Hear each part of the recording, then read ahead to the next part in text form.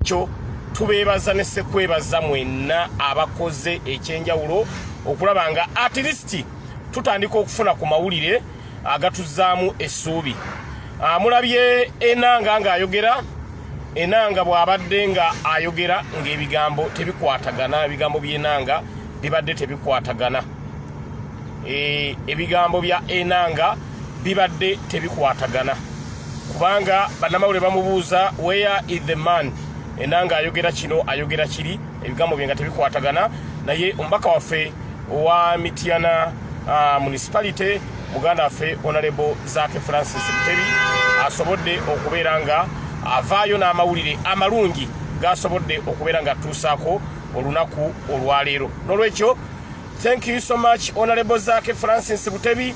Nsaba Katonda akusasule agenda maaso n'okulaba nga muganda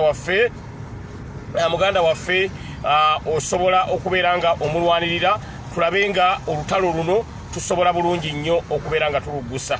Olwekyo amaanyi g'otaddemu ganjawulo nnyo. Manyi olutalo luno tujja duwangula, tujja kuluggusa kubanga ekiriwo kiraga, amawulire gonna galaga nti bannayuganda naddala abali mu diaspora musobodde okukola omulimu ogw'amaanyi. Bambi mwebale nnyo, mwebale ddala.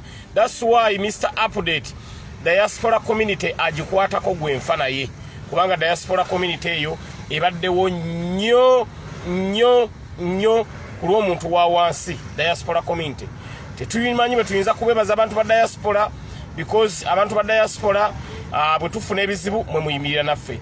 Nze bwe nali ekitalya ng'abasajja banzigalidde, yali diaspora community eyakola omulimu ogw'amaanyi ennyo okulaba nga bansondera bail fees, bayimirira nange mu mbeera yonna. Lwekyo diaspora community tetulina bwe tuyinza kubeebaza, naye tusaba busabi Mukama Katonda abasasulemu mu ssera.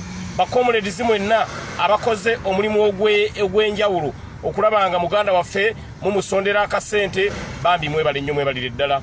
Muzikirize nebaze pulezidenti waffe owa Uganda, pulezidenti waffe Robert Kyagulanyi Ssentamu, weebale nnyo, weebalire ddala okubeera nga oyimirira naffe mu mbeera yonna. Weebale nnyo, weebalire ddala.